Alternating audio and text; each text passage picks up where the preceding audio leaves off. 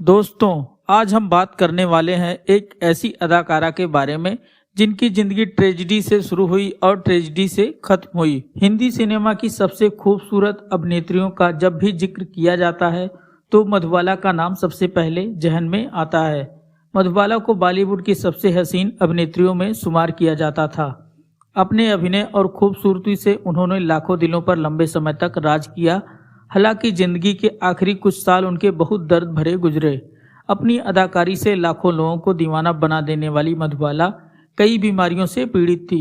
बचपन से ही उनके दिल में छेद था।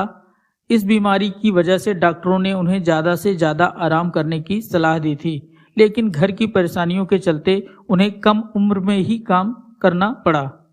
मधुबाला का जन्म 4 फरवरी 1933 में हुआ था। बचपन में उनका नाम मुमताज़ जहां देहलवी था। उनके पिता का नाम अताउल्ला और माता का नाम आयशा बेगम था। महज 9 साल की उम्र में इनके पिता मुमताज़ को बॉम्बे के विभिन्न फिल्म स्टूडियो में लेकर जाने लगे थे। मुमताज़ को काम भी मिलने लगा था और परिवार को गरीबी से थोड़ी राहत भी मिलने लगी थी। मधुबाला की पहली फिल्म साल 1942 में आई बसंत थी, जिसमें बतौर चाइल्ड आर्टिस्ट का काम किया था। यह फिल्म बहुत ही सफल हुई और इस फिल्म से मधुबाला को पहचान भी मिली। जानी मानी अभिनेत्री देविका रानी मधुबाला के अभिनय से बहुत ही प्रभावित थी। उन्होंने ही मुमताज़ देहलवी को मधुबाला के स्क्रीन नेम से काम करने की सलाह दी। साल 1947 में आई फिल्म नीलकमल में महज 14 साल की उम्र में मधुबाला को राज कपूर के साथ कास्ट किया गया।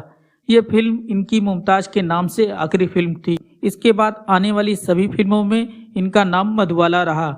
मधुबाला की खूबसूरती के चर्चे देश ही नहीं बल्कि विदेशों तक थे। कहा जाता है कि हॉलीवुड के मशहूर निर्देशक फ्रैंक कापरा मधुबाला को फिल्म में कास्ट करना चाहते थे। हालांकि मधुबाला इसके लिए राजी नहीं हुई।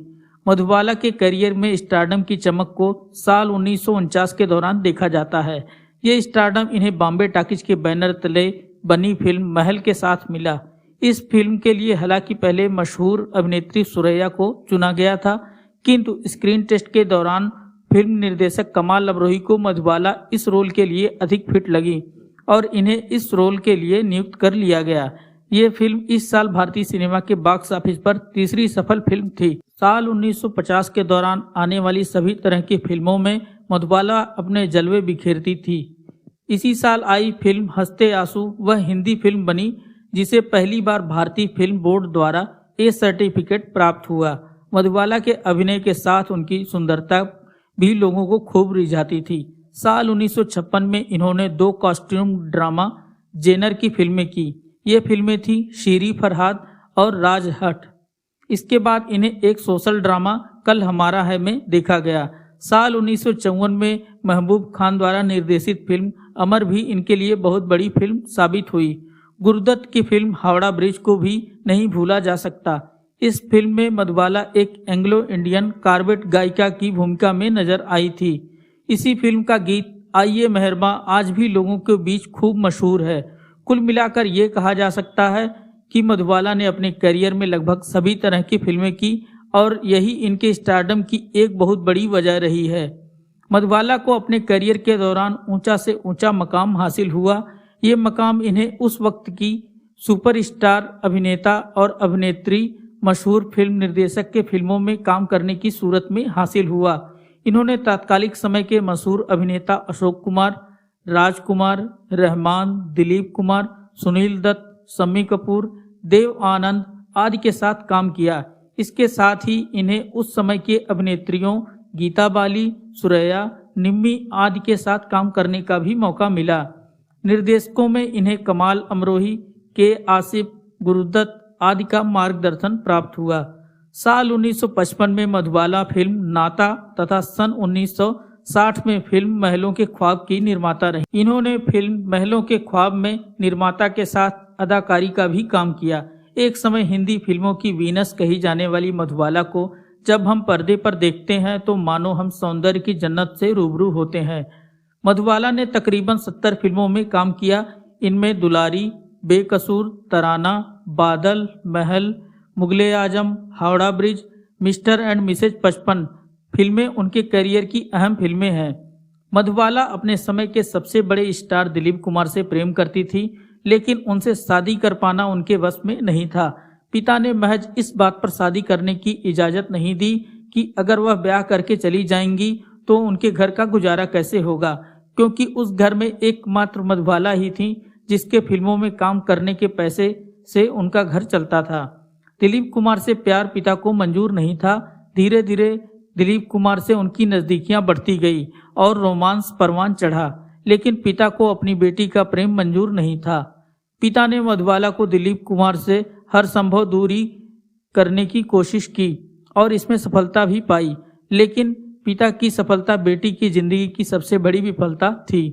पिता अताउल्लाह खान ने मुगले आजम में दिलीप कुमार के साथ काम करना तो स्वीकार कर लिया कि दिलीप कुमार उनकी भोली भाली बेटी को कहीं बहका न ले, और यही वजह थी कि B.R. चोपड़ा की नया दौर में यह जोड़ी बनते बनते रह गई और हमेशा के लिए दोनों की राहें जुदा हो गई। दरअसल नया दौर की शूटिंग ग्वालियर में होने वाली थी, लेकिन पिता ने ग्वालियर जाने से मना कर दिया। उन्होंने सुझाव दिया कि फिल्म की शूटिंग मुंबई के आसपास ही हो।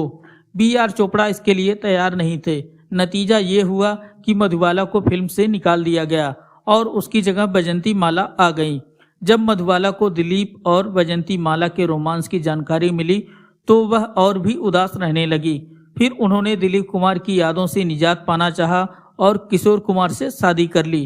किशोर कुमार के साथ उनकी चलती का नाम गाड़ी, झुमरू, हाफ टिकट जैसी फिल्में हिट हो चुकी थी।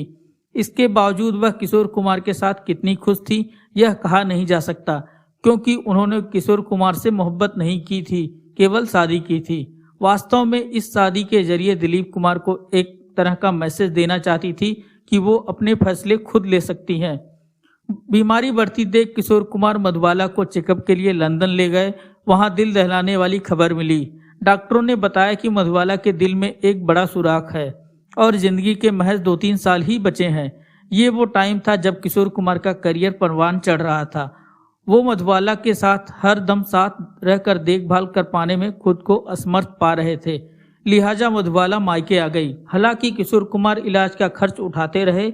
इसी बीच मधुबाला को जिस खबर ने और सदमे में डाल दिया वो थी दिलीप कुमार और सायरा बानो की शादी। 44 साल के दिलीप कुमार ने अपने से 22 साल छोटी सायरा बानो से ब्याह कर लिया। मधुबाला ये सुनकर उदास हो गई। दिल की बीमारी के अलावा मधुबाला को कई अन्य रोगों ने भी जकड़ रखा था।